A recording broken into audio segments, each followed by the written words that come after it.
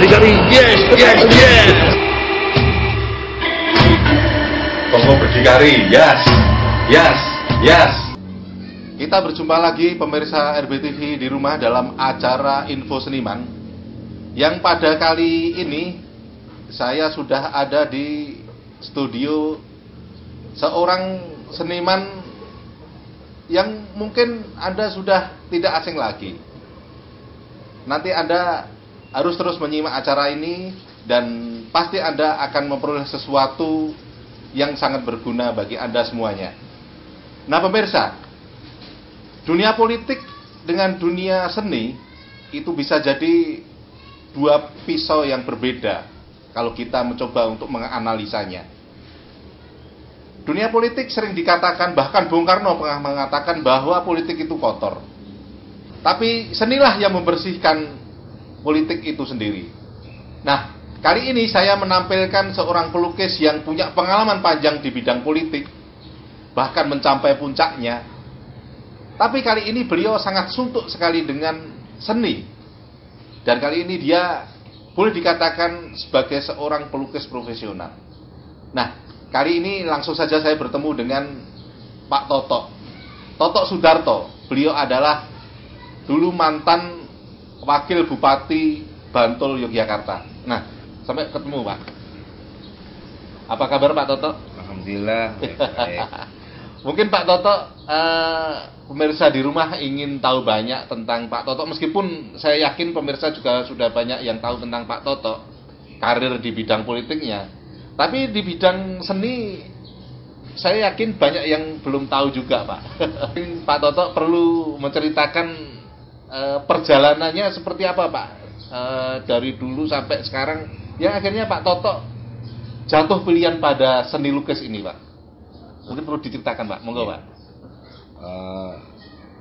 Saya sebenarnya senang menggambar itu mulai dari saya masih masa kecil ya.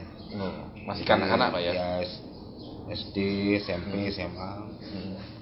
Senang saya menggambar memang. Dan saya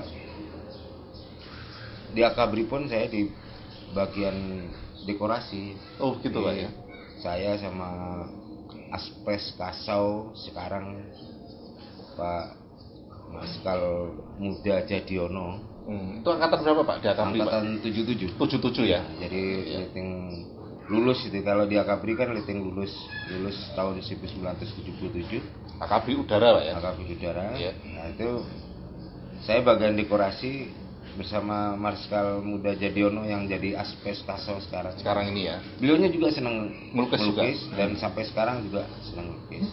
Dan kebetulan beliau tinggalnya di perbatasan antara Sleman dan Bantul, termasuk Sleman sekarang. Jadi ngisi semacam karikatur di buku-buku kenangan dan sebagainya.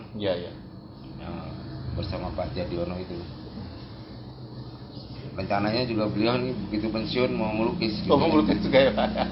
Atau mungkin sudah melukis juga tapi masih disimpan itu Pak? Ya sudah melukis, melukis sudahnya.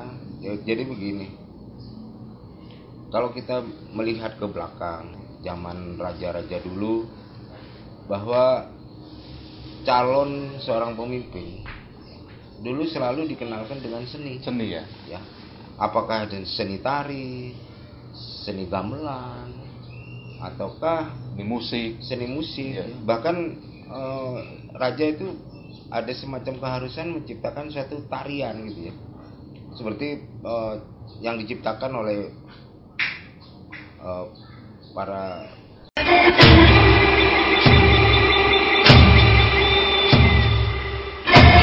Kongo berdikari, yes, yes, yes.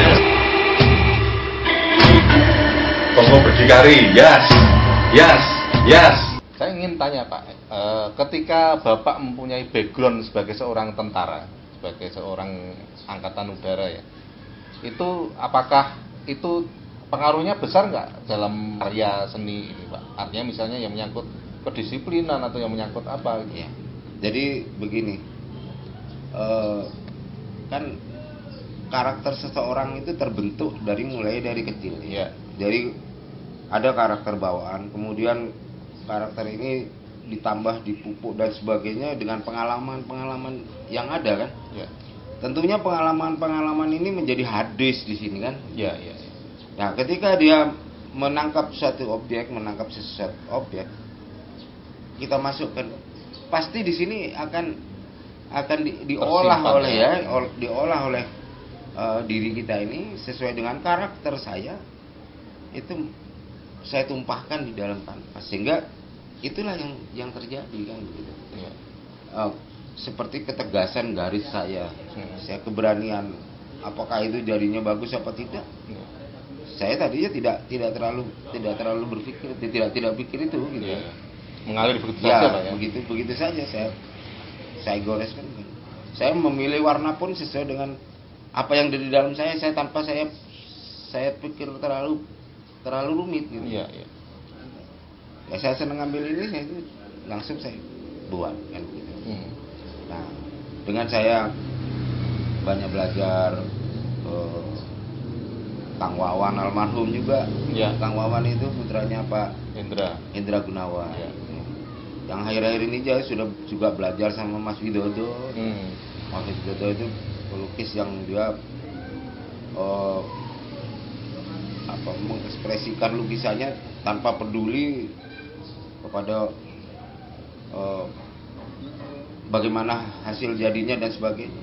Betul-betul murni. Itu Jancuk Foundation ya Pak? Itu ya. Nah, saya belajar dari beliau juga. Ya. Saya datang ke rumahnya Mas Nasirun, saya lihat. Saya datang ke rumahnya ke Mas siapa? Yang punya Harley itu. Oh, Nurkolis. Mas Nurkolis. Saya datang ke rumahnya. Datang ke Pak Joko Petke. Ya. Karena saya ingin belajar bagaimana sih lukisan itu kan gitu. Iya. Artinya Bapak ingin secara informal mempelajari terus dalam melukis ini Pak ya. Dan hidup ini kan belajar Pak. Iya. Hidup ini belajar. Jadi kita mempelajari kehidupan ini dan sampai kita mati kan gitu. Iya. Ya seandainya mungkin Pak Afandi masih sugeng kan, masih hidup, beliaunya mungkin melukisnya mungkin akan tidak seperti yang dulu lagi, sesuai dengan perkembangan jiwanya beliau kan. Iya. Jadi saya juga baca dari pelukis-pelukis yang terkenal gitu ya di dunia Pak ya, di dunia seperti Picasso, Van Gogh, terus David dan sebagainya. Saya beli bukunya, saya pelajari. Memang ternyata apa yang mereka ungkapkan itu ya pengalaman dirinya sendiri, jadi dari dalam dirinya sendiri. Tanpa ada intervensi dari orang lain. Nah pemirsa, memang unik sekali pengalaman dari Pak Totok Sudarto ini. Meskipun beliau adalah mantan tentara, mantan wakil bupati Bantul, tapi jiwa seninya sangat ingin terus diperdalam terus. Nah, tolong Anda jangan kemana-mana, tunggu yang satu ini.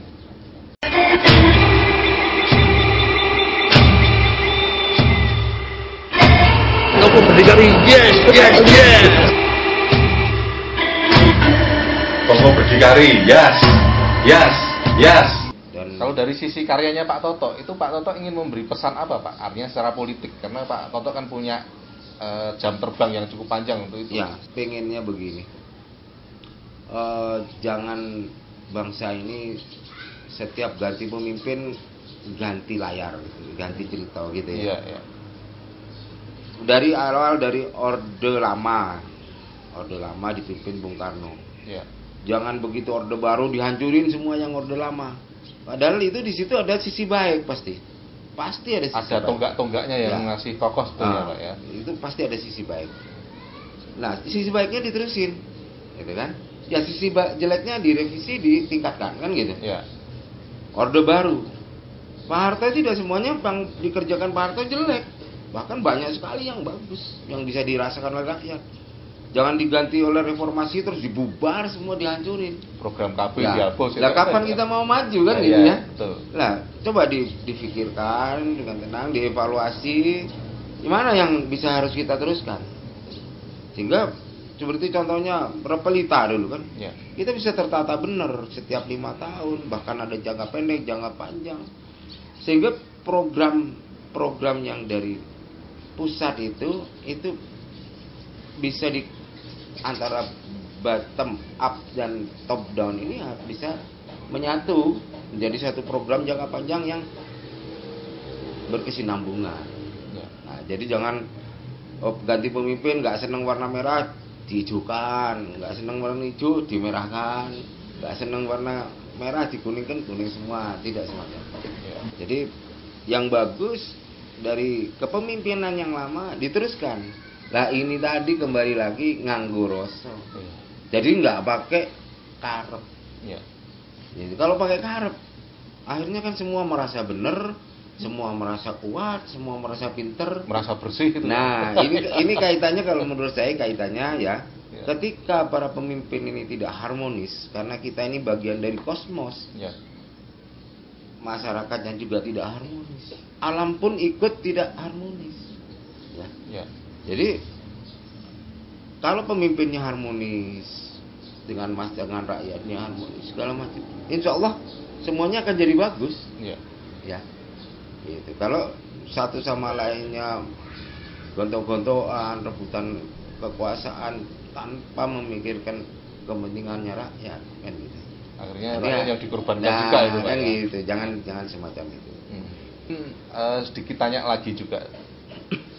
Ketika Pak Toto sampai di posisi sekarang ini, sebetulnya kedepannya itu nanti ingin seperti apa, Pak? Artinya apakah Pak Toto itu ingin jadi seniman terus atau ingin kembali lagi ke politik lagi atau bagaimana, Pak? Saya sekarang itu mengalir aja lah, Pak. Jadi gitu ya.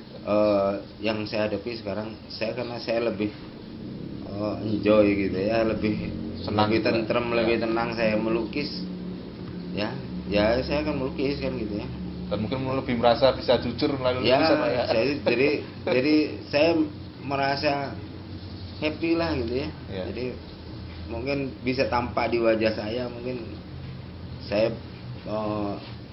setiap hari senang terus. Katanya Pak Widodo, kapan tua kan gitu kan gitu. Jadi karena saya nggak punya beban, gitu, nggak punya beban yang berat.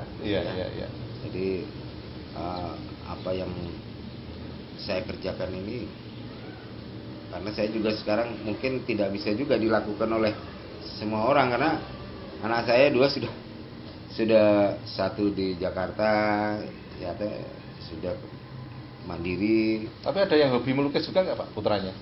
Ketiga anak saya pada senang seni semua. Senang seni semua ya. Dan bahkan yang nomor 1 Amalia itu yang melukis. Yang